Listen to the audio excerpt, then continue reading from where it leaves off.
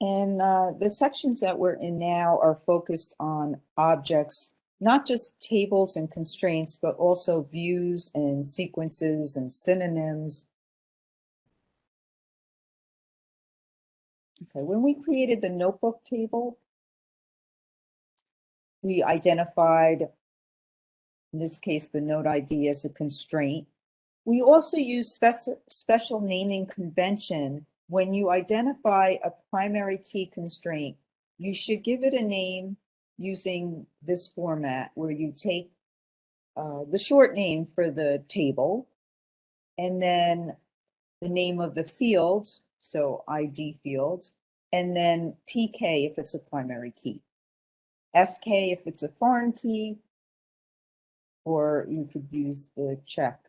Not null, you don't have to name the not null constraints. You could just say not null.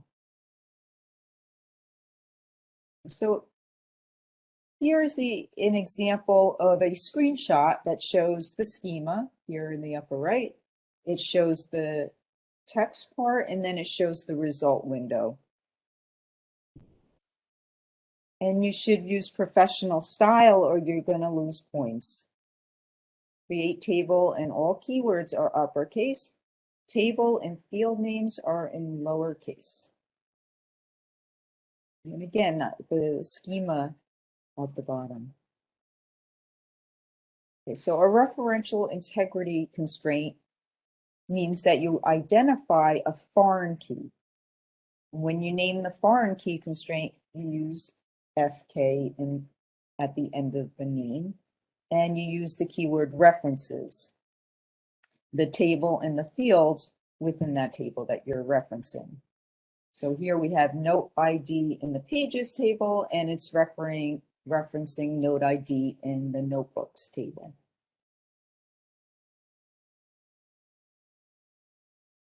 Okay, and now here's an example of the barred relationship where recipe only shows one field, but in actuality, because of the bars, it takes the primary key from the two base tables.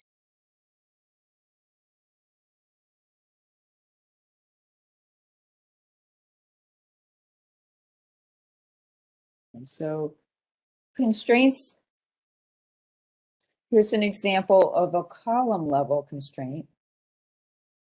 So employee ID is the primary key, and we can put it right here next to the employee ID field. Here's department ID, that's a foreign key, and we can also put the constraint syntax right next to it. Now here's a constraint showing the constraint at the bottom at the table level. In some cases, you can choose which format you want. But for example, if you have a primary key that's composite, then you have to put it at the table level. So here's a composite key. So because ID and code for the recipe table are part of the primary key, then we have to put them at the bottom. See, we give it a name, PK, and then we mention the two fields that compose the composite key.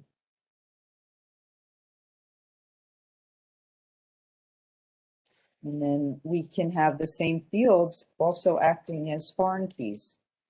You can have a field that acts as a primary key in one table, and then also acts as a foreign key, like here, the ID field. It's part of the primary key, but it's also used to reference another table, so it's acting as both. And we can use short names for the tables when we name them.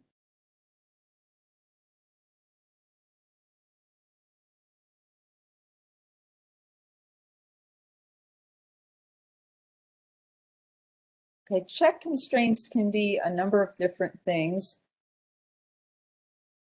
Here's an example of salary. If you wanted to make sure that the salary is a positive number, well, here's a check constraint. And again, we name it CK at the end, means it's a check constraint. And in parentheses, we put this formula, salary greater than 0. If we put it at the table level, well, pretty much the syntax is the same It's just placed in a different location. Now here's an example of where the constraint, this check constraint has to be at the bottom at the table level because we want to make sure that the end date is greater than the start date. So this constraint has two fields, so it has to go at the end.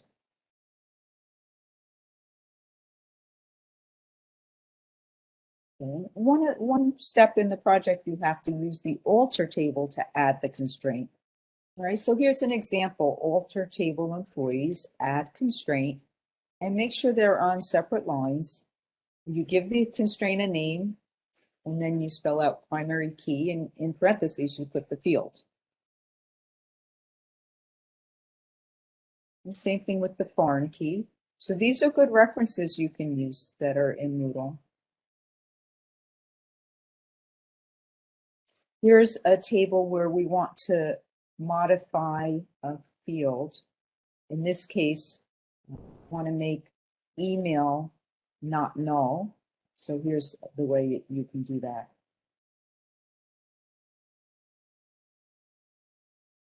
These are the different data dictionary tables you can use to look at any objects that you create.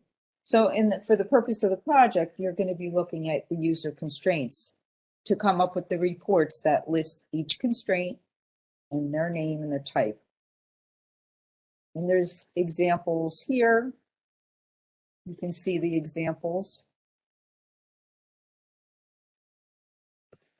Table underscore, so table underscore name, constraint, and constraint type. And just type. Okay, so you should have these three fields.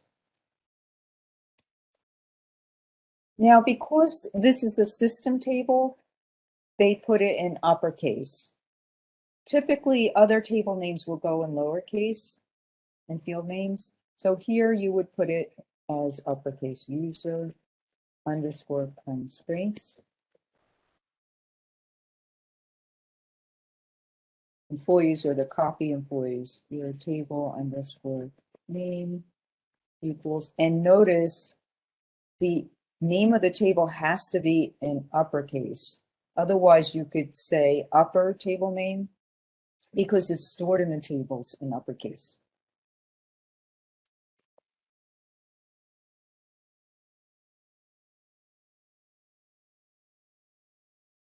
Right, so here's the list. There's a constraint called UK for unique key. Okay, so for example, a social security number could be considered a unique key, or an email address could be a unique key. If it's a foreign key, and notice here, the R stands for referential integrity. So there's quite a few in here. The check constraints, if it's not null. There's a salary minimum, primary key. So I don't know if we did this, we did a create table and we used a subquery to create it. So for example, create table CP underscore employees, copy employees, as select star from employees. Let's see if that'll work.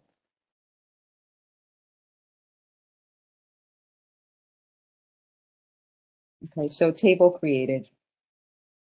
I just want to show you that not all the constraints will get copied over. I'm going to delete that, turn to this. So CP employees, let's take a look.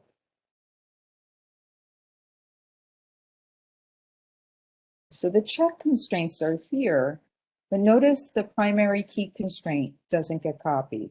So if you created this table, you can add those manually with an alter table. So if I wanted it in this copy employees table, if I wanted to make the ID field constraint, I could use alter table. Another very interesting object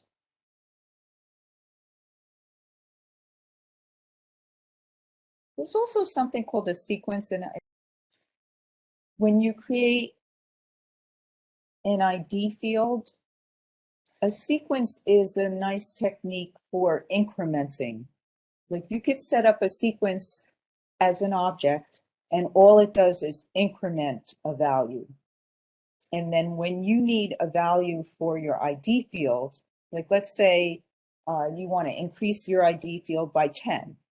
You can create a sequence that adds 10 to the value.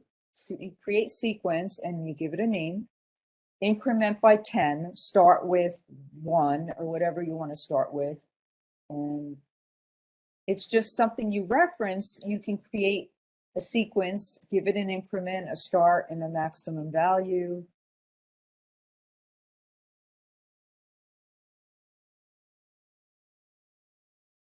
So we can say create sequence. And we'll call it PG sequence, PG underscore sequence. You could use it with the page table. Increment by 2, let's try it.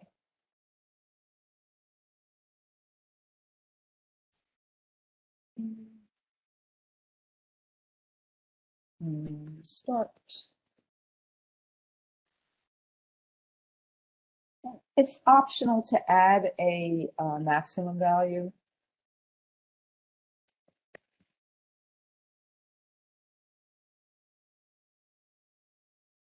Okay. And all you get back is that the sequence was created.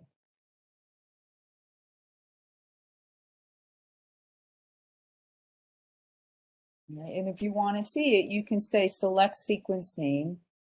And how do we find it? Well, there's a user sequences. And I wanted to show you insert into the, now the way it's used is you can insert it into a table. So notice here, insert into pages, page number, topic, description, note ID, and this is how it gets referenced.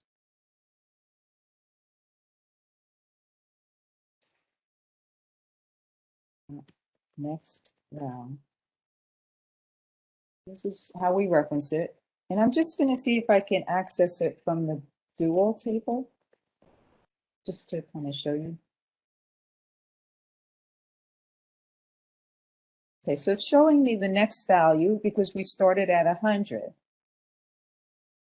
So now if I run this again, it should give me 102. Well, see, each time I run it, it gives me the next value.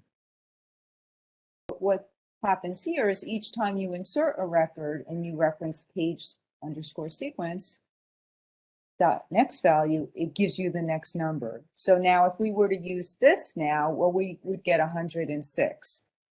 So it's recommended if you create a sequence, you just use it for one table, and otherwise you're going to have strange values intermixed. Okay, this is really interesting. The views. We looked at how we could create a new table and maybe make a smaller version. Right? So we could take an existing table, employees, and create a sales rep table with just employees that are sales rep. But instead of creating something else that you have to store, you can create a view, which doesn't take up any space. It just limits what you can see in the table. So if you have an employees table and it's got personal information, but you want your managers to be able to see certain information about your employees, but you want to hide, I don't know, hide their social security number, their salary, you can use a view to do that.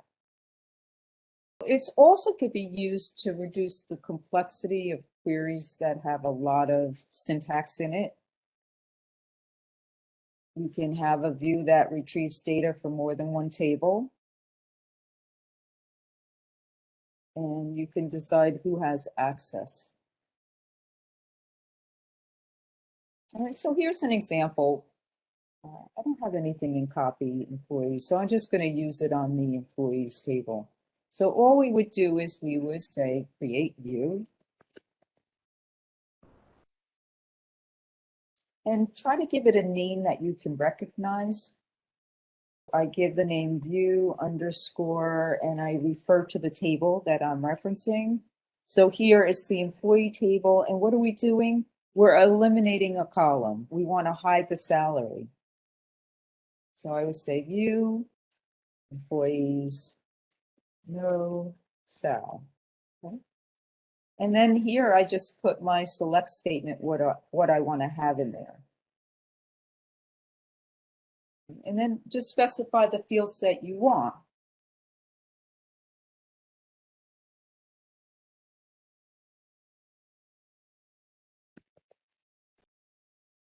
Department underscore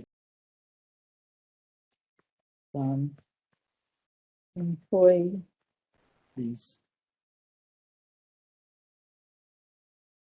So you just get a response that the view is created.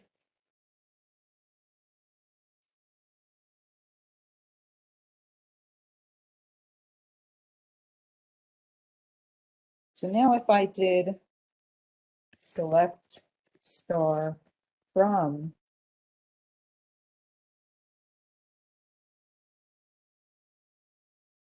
okay.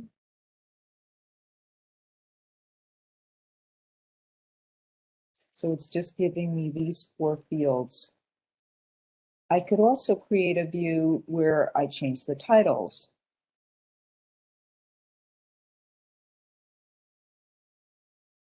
So here's an example where we create a view and we change the column names.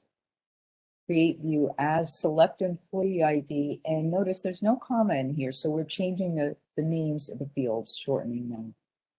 And when we do select star from the view, instead of employee ID, we can reference emp underscore ID. So it shortens what you have to type in. Now, by default, the view, a user can use the view and update the data behind the view. So if you want to protect the data behind the view, you have to use this extra clause. You have to say with read only. That will protect the data. So the user can only select and they can't write to it or update the data.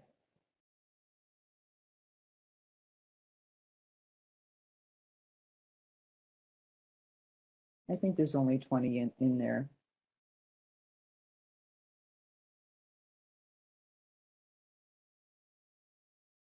Okay, here's another example. Here, in this case, the view is all the fields, but we're limiting to just a certain, only the records with a certain year. So the where clause shortens how many records. Now, if you tried to do this delete, to delete a record, you would get an error message because of this with read only.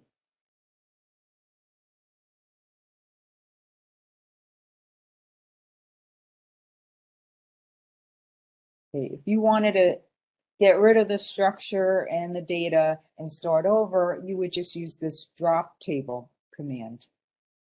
If you looked at the original script, when we first started in Apex, we ran those scripts, the very top of it is drop tables, because that allows you to rerun it. If you do something wrong with the data or we mess up here, we can rerun it.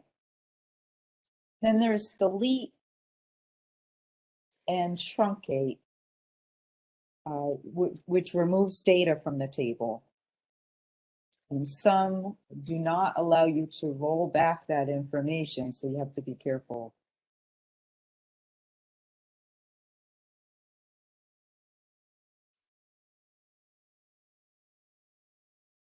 There's a nice guided example right here in this week. So we did an example of a view. And so here's the example of what we did. And we looked at the records. Here is an example where we could delete a record from the view, because this one wasn't created with the read-only option, so I can add the. Now, if I say delete from view underscore M no sal, it's going to delete that table.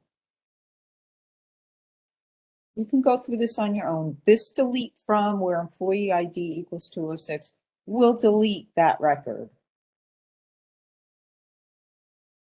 There's also a nice shortcut, like remembering this name, view, M no sal. You know, it's hard to remember. You can create an alias, just like we have alias for table names and field names. We have an alias for the view or the table alias. This one's called a synonym. You can create a synonym. So no sal view is a short name for, you know, so I can say create.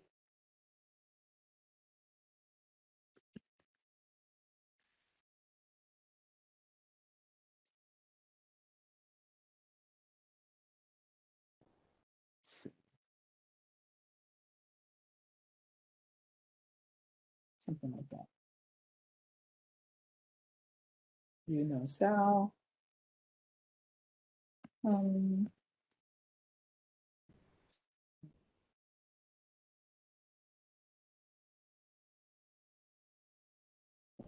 This, I'll be consistent. No sal view.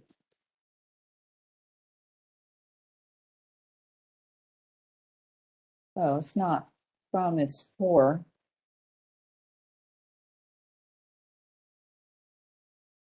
So now I can say, so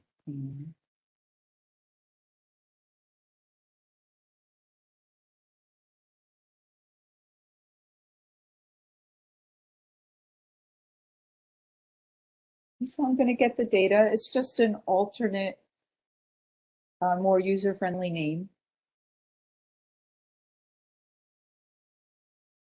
And you can use the synonym to delete records as well.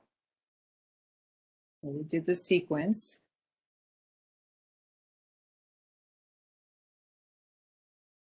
We looked at it from the dual table. I can say drop table to remove the data and the structure. I can drop the view. So it's, you're either dropping a table, you're dropping a view, dropping a synonym. It's all the same syntax, drop synonym, no sal view. So I can individually drop these.